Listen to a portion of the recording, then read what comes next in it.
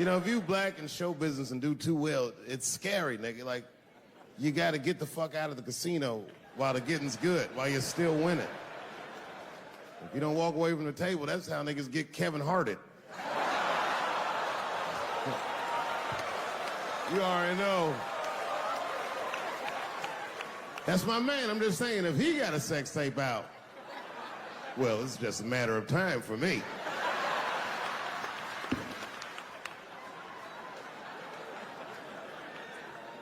But you know why I be thinking sometimes I want to stop doing comedy? And you know, I don't want to sound like a braggart saying this, but the real, like, reason I want to stop is because I'm too goddamn good at it. I'm dope, nigga. Like, no, I'm not even exaggerating. It's not exciting. Every night before I come out on stage, I'll be backstage like, I'm sure this is gonna go well. And it always does. I'm so good at writing jokes, and this is not even an exaggeration. I actually write jokes backwards. I will write a punchline with no particular setup in mind. I just put it on a scrap of paper, and I'll throw that scrap of paper in my fishbowl. I have a fishbowl in my house filled with random punchlines. And every once in a while, I'll shake the bowl, and I'll dig in there and just pull one out and see if I can make that shit work. And I picked one for this special.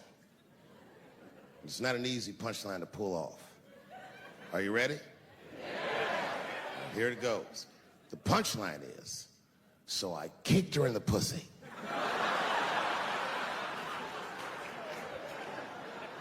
I haven't finished the joke yet. I just know whatever happens in the beginning of the joke, at the end of the joke, for some reason, I'm gonna kick somebody in the pussy. And it's going to be hilarious. And you know what's weird? I've always been this talented. I can't remember a time when I wasn't. You know, when I was growing up, I was probably about 8 years old, and at the time, we were living in Silver Spring. Yeah. Yes. Common misconception about me in D.C., a lot of people think I'm from the hood. That's not true. But I never bothered to correct anybody because I wanted the streets to embrace me. As a matter of fact, I kept it up as a ruse.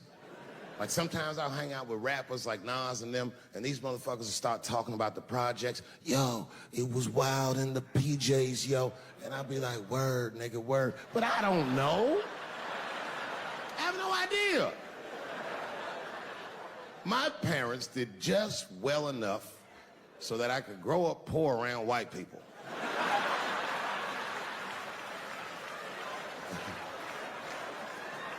And to be honest, when Nas and them talk about the projects, nigga, I used to get jealous because it sounded fun.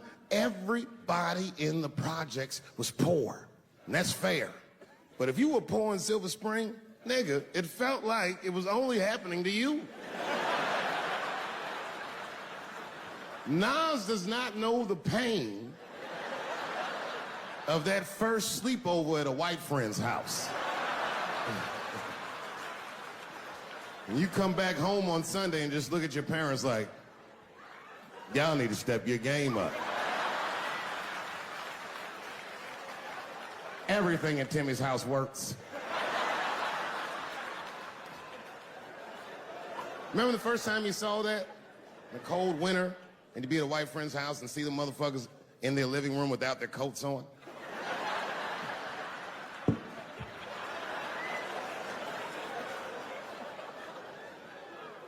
Timmy was one of my first white friends, like, in my life, man. He's a good dude, too. He moved to Silver Spring from Utah, of all places. I guess his family was affiliated with that Mormon church they got down there, and me and him used to hang out. And one day I was at his house, we were just hanging out, and Timmy says, Dave, why don't you stay for dinner tonight? I said, oh, man, I'd love to, but I can't.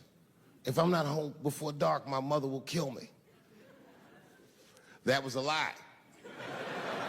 My mother had several jobs. I hadn't seen her in like 3 or 4 days.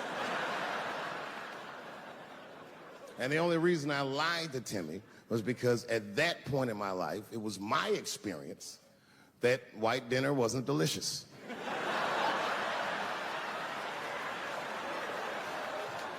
I'd rather go home and fry some bologna or some shit like that.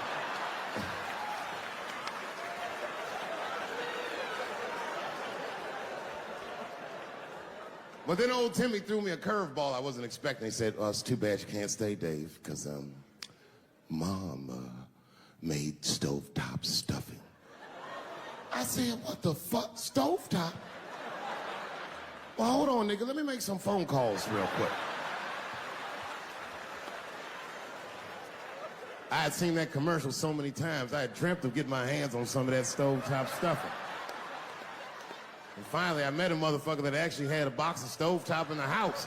I couldn't miss this opportunity, so I pretended to call my mother. And then I came back and I said, Timmy, you're not gonna believe this great news.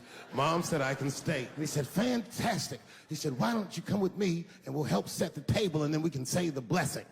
I had no interest in setting this motherfucker's table or saying these crazy ass Mormon prayers.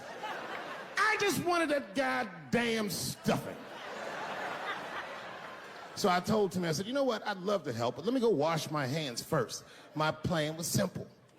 Wash my hands slowly, and by the time I'm done, the table will be set, the blessing will be said, and all that there will be left to do is eat. Went to the bathroom. I washed my hands very slowly. I must have been in there for about 10 minutes. And suddenly, one of his mothers came to the door.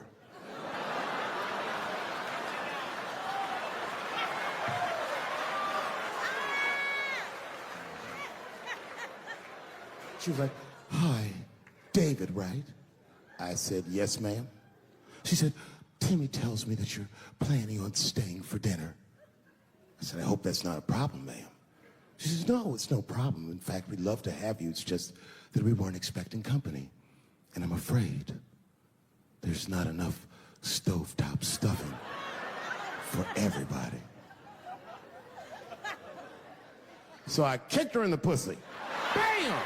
Ladies and gentlemen, I told you I'm dope, nigga. I told you what I was gonna say and you still didn't see it coming. And that's why I make the big bucks.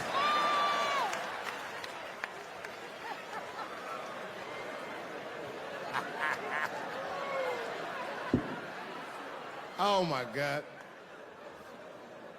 But there's a more important reason that I would stop doing comedy right now.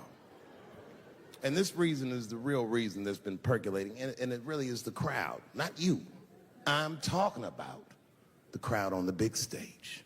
It's too hard to entertain a country whose ears are so brittle.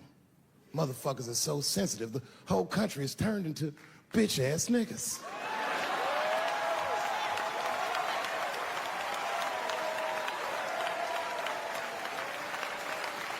Everything you say upsets somebody. You know, I can remember when it all started. It was when I was doing Chappelle Show. When I was doing Chappelle Show,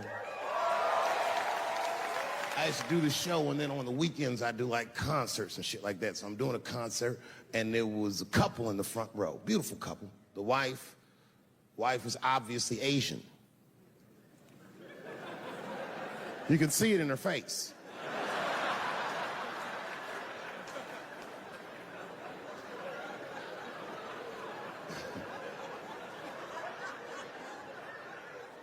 The husband, this motherfucker was mysterious, to say the least. Couldn't quite pinpoint where he was from. Caramel-colored fella, very nice hair, but he could have been from anywhere. Bangladesh, Mexico. I can't guess with a nigga like this. All I knew for sure about this guy is that his wife was a bitch. I could see that in her face, too. No, he was laughing and having a good time, and she was scowling at me at a goddamn comedy show. I couldn't figure it out. And then I realized at some point that she was pregnant, and I was smoking on stage. I said, oh my God, that's probably why she's mad. So I started to put my cigarette out, but then she hit me with one of them fake non-smoker calls. So I just kept smoking. I thought to myself, bitch, that babe will be fine. Relax. And I tried to break the tension. I just asked her. That's all I said. I go, hey, where are you guys from anyway? And I could tell that she was on to me. She goes, very condescendingly, she says, I'm from California. If you're asking my ethnicity, I am Chinese. And her husband was just cool about the shit. He was like, I'm Mexican, bro.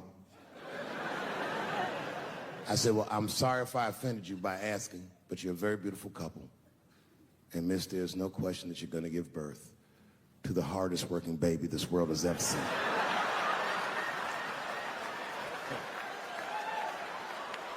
That's not a bad joke. She got very upset. She got up to leave immediately. But she didn't just leave. She had to take one last dig at me on the way out. I will never buy one of your fucking DVDs again, Dave Chappelle. I said, ma'am, with all due respect, Chinese people don't buy DVDs.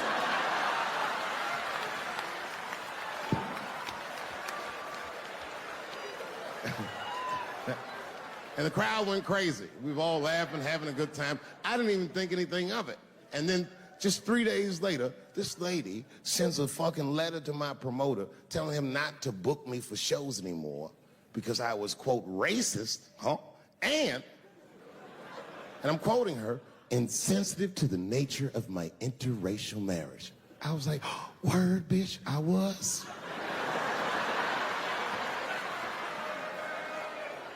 If she had just done a little bit of research, she would know that I myself am in an interracial marriage. That's right. In fact, my wife is Asian too. Surprise, bitch, I'll see you on Thanksgiving.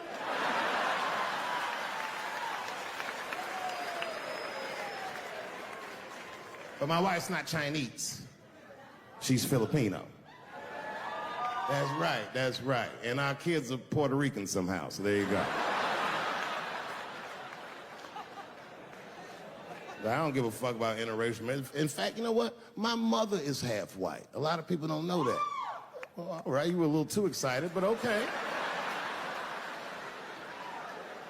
A lot of people don't believe me when I say that, but it's true. You can't tell looking at me, but if I grew my hair out, you would think you was at a fucking Cat Williams concert. My shit is beautiful. But motherfuckers are just taking it too far. I don't know why or how everybody got this goddamn sensitive. You know who hates me the most? The transgender community. Yo, yeah, these motherfuckers. I mean, I didn't realize how bad it was. These motherfuckers are really mad about that last Netflix special.